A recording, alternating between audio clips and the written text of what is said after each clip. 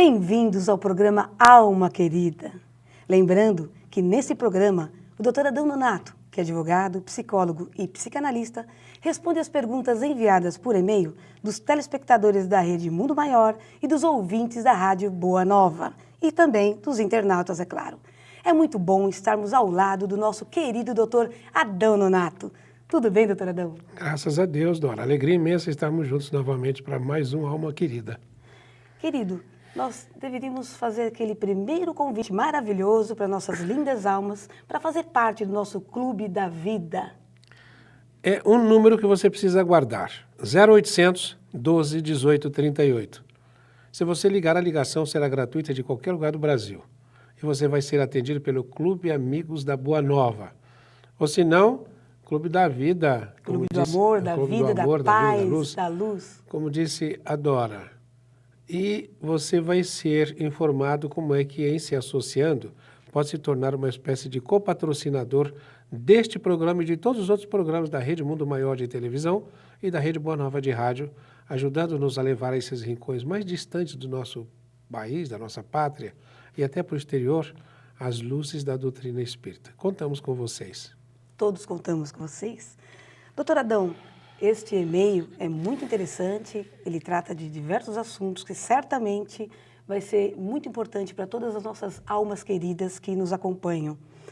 Provavelmente... Deixa eu te interromper. Eu cheguei aqui, a Dora já estava com isso. Nem sei do que ela está falando, hein, gente? Nem sei. Vamos ver lá, né, realmente é um e-mail muito importante e provavelmente vai tomar os 2 blocos, né? Vai ser muito interessante esse programa. É de uma alma querida feminina. Olá, doutor Adão. Encontrei o rádio no momento em que buscava meu conhecimento da doutrina. Ouço há 6 meses e o seu programa foi um dos primeiros que escutei. Me apaixonei pelo nome. Realmente é lindo, né? Alma querida é linda. Alma querida. Minha história começa na infância. Sou a filha mais velha de 3 irmãos. Deixa eu só fazer uma interrupção, né? Minha querida alma querida, só quer dizer que essa história não começou na infância não, tá? Começou em muitas outras infâncias, não sei nem do e-mail, mas com certeza a gente pensa que começa na infância a nossa história, né? É certo. A nossa história se repete a partir da infância. Com certeza. Até os 6 anos, vivi minha infância. Aos 7, quando comecei a estudar, logo foram cobradas as responsabilidades pelo estudo, ajudar na organização da casa e cuidar dos meus irmãos. Meus pais diziam que eu deveria ser o exemplo para meus irmãos.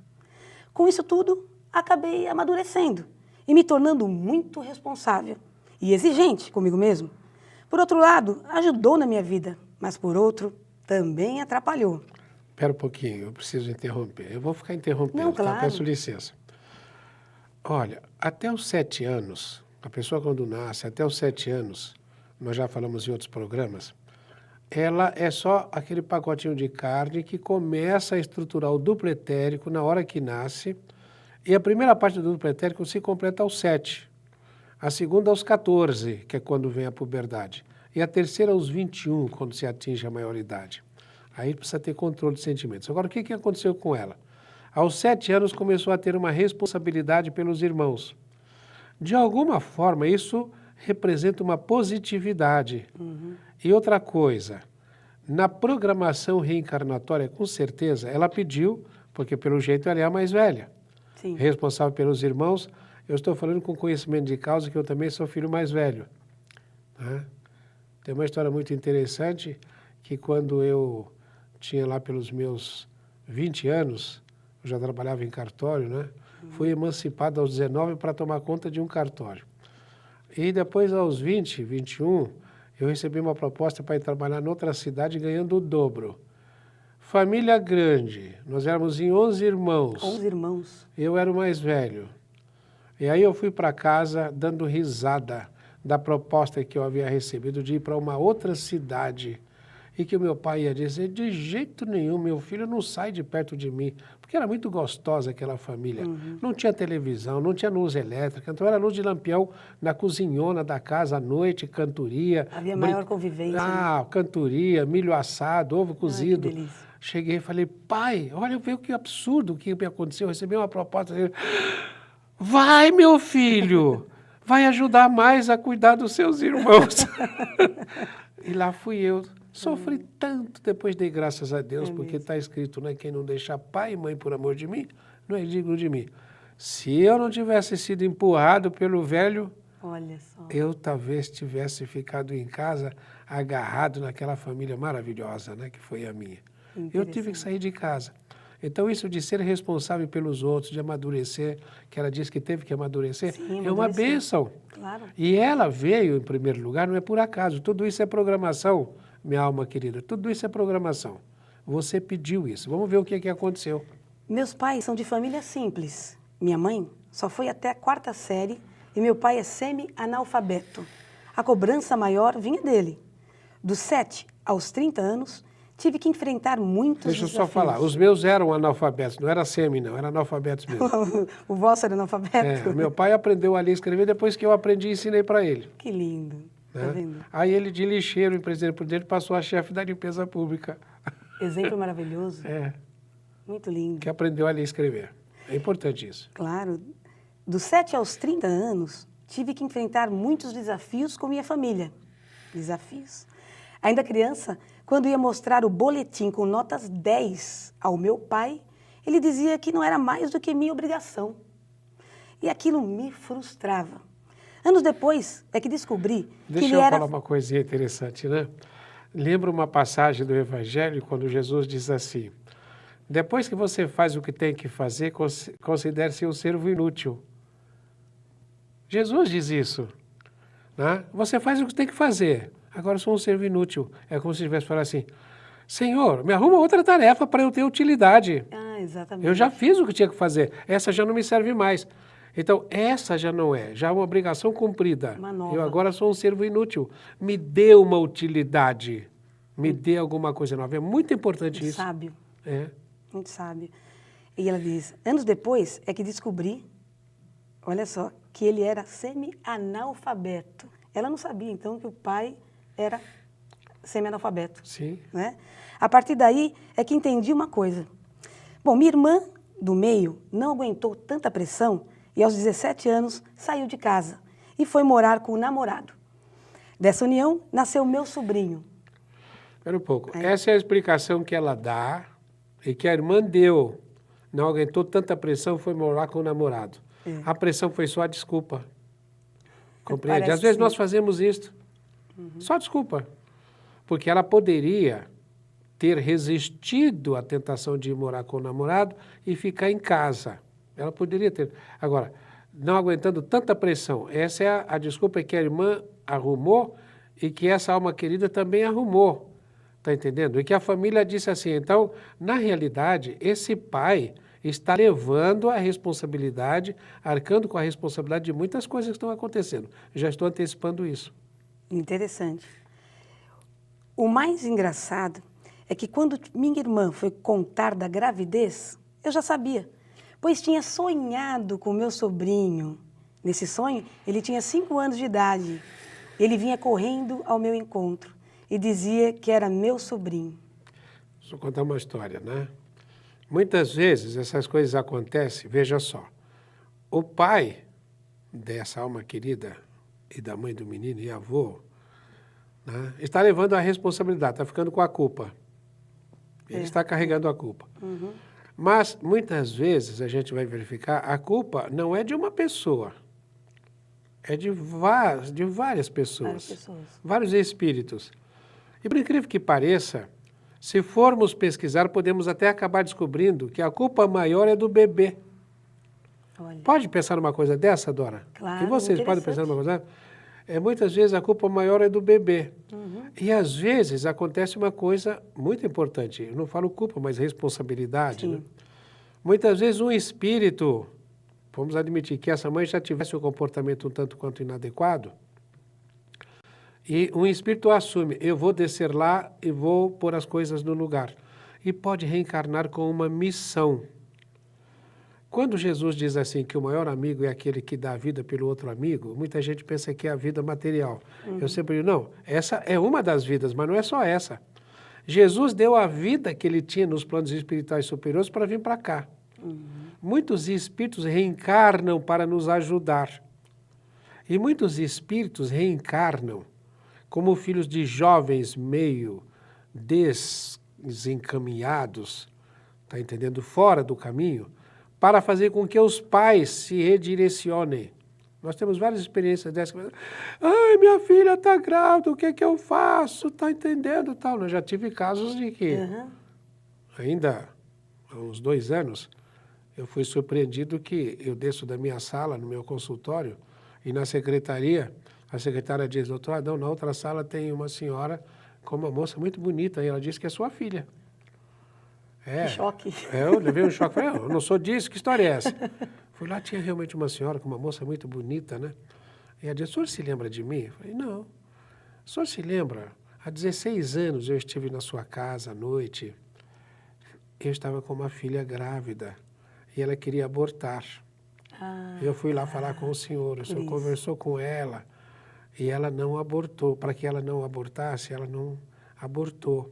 O senhor se lembra que ela estava irredutível, aí o senhor pediu para, se ela permitir, que o senhor fizesse o papel do bebê. E o senhor falou como se fosse o bebê, pedindo para renascer, dizendo que era importante. O senhor falou como um bebê. Olha. O bebê é essa moça aqui. Olha que lindo. Por isso que ela disse daquela maneira. É como se fosse a sua filha, percebe? Muito lindo. E eu trouxe, ela sabe de toda a história, eu a trouxe para conhecer o senhor hoje. Para conhecer o pai espiritual dela, né? Que bonito. Né? Então, muitas vezes, os espíritos, eles assumem essas tarefas. Eu vou lá para pôr as coisas no lugar. Aquela moça que estava meio desencaminhada na vida, mãe daquela que estava lá aparecendo no meu consultório, tinha se redirecionado completamente. E aquela moça que estava no meu consultório tinha orgulho da mãe. Olha. Pelo que a mãe havia feito. Tá tudo porque tive uma conversa de bebê com a mãe futura. Muitos desses casos já aconteceram, tá? Muitos desses casos na minha vida, né? E que eu fico consciente de que bebês estão reencarnando para redirecionar a vida, às vezes, de uma família inteira. Aí, de repente, é a vovó que está procurando o centro espírita, é a moça, a mãe, é o pai. Um verdadeiro instrumento também. Não.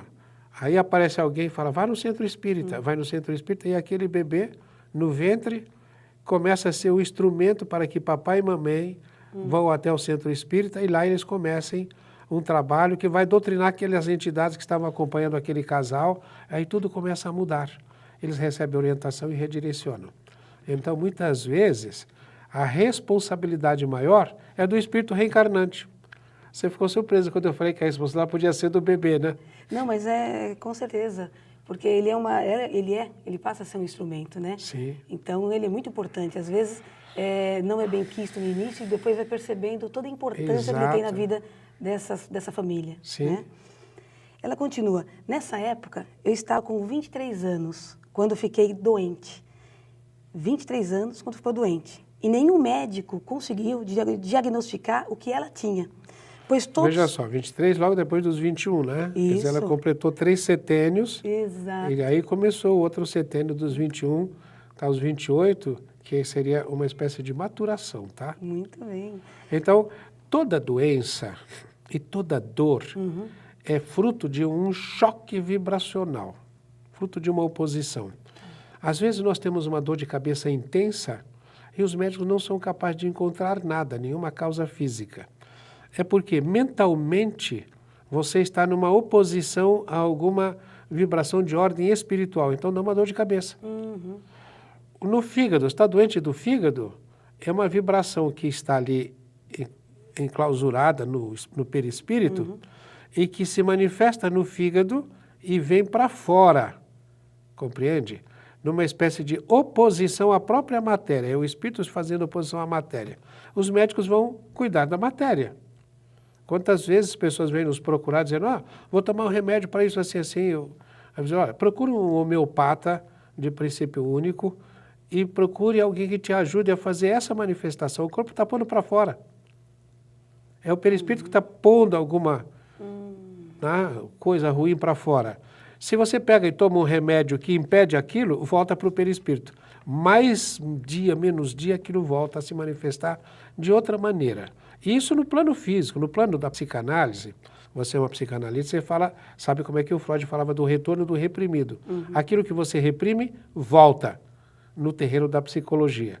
Aquilo que você reprime no terreno da A anatomia da biologia também volta. Também, tudo é uma perfeição. Tudo é uma perfeição. Nesta- A propósito, e essas coisas estão numa palestra minha, né, que está no YouTube. Acho que está no YouTube. Alguns centros espíritas têm isso também. Doença, caminho para a cura. Doença, caminho para a cura. Está no YouTube. Essa palestra tem 6 anos, que eu me lembro que foi feita quando eu fiz 70 anos. A minha afinada esposa e uma secretária fizeram uma festa, né? Me fizeram fazer 3 palestras, cobraram a entrada, e a entrada foi para a Fundação Espírita André Luiz, e eles fizeram a filmagem das 3 palestras e venderam também, revertendo em benefício das Casas André Luiz.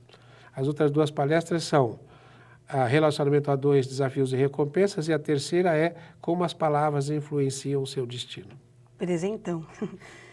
Ela continua, pois todos os meus exames davam normais. Nesta ocasião, que conheci o Espiritismo, com certa desconfiança, pois fui educada dentro da religião católica, mas devido às dores que sentia... Deixa eu interromper outra vez. Paulo de Tarso diz assim, de tudo dai graça, porque tudo concorre para o bem daqueles que amam o Senhor. Veja o que a doença fez por ela. Fez com que ela fosse procurar ajuda no centro espírita. É sempre assim. Com certeza também não estava sozinha. Havia os mentores que estão por trás, fazendo com que aquelas coisas aconteçam, e ela foi procurar, então, a doutrina espírita. Aí a vida dela deve ter dado uma viravolta. Exato. Mas devido às dores que sentia, não questionei. E participei de uma sessão de corrente de mesa, numa casa de Umbanda, no caso é Umbanda, que estudava os livros da doutrina. Quando passei pela corrente, todas as dores sumiram. Descobri que tinha mediunidade. E disseram-me que teria que estudar e trabalhar esta mediunidade. Agora veja o que eu disse agora há pouco da questão do tensionamento, entende? Que causava dor. Falei, agora está aí a explicação. Sim. A mediunidade. Então, aquelas entidades, as energias com as quais nós ficamos em contato, causam uma opressão em nós e muitas vezes causa dor. Às vezes, nem é dor, é um mal-estar. E você sabe, por que eu estou desse jeito, por que eu estou mal, tal? Você está numa espécie de oposição vibratória. Quando foi lá, tirou aquela oposição, a gente diz assim, a carga que estava em cima dela, não tinha mais oposição. As dores desapareceram. Mas ela teria que trabalhar. Compreende? Porque senão o que ia acontecer? Acontecer com ela o que Jesus disse para a mulher adúltera, quando ele disse assim para ela, vai e não peques mais, para que não te aconteça coisa pior. Então, mude. Você tem que mudar para parar de entrar em contato com esse tipo de vibração. Ela tinha que estudar e trabalhar a mediunidade, né? Aí é que ela diz, recusei e não aceitei. E aí, doutora Adão? Bem, veja só. Recusei e não aceitei. Então, o que essa pessoa fez, essa alma querida? Fez uma coisa absurda, que eu estou sempre falando para as pessoas. Eu não vou fazer isso. Vocês que esperem. Ela fez com que o pessoal do Centro Espírita esperasse, com que os mentores esperassem, com que todos esperassem. Ninguém espera por ninguém. Quando você faz alguém esperar, é você que fica esperando. Uhum.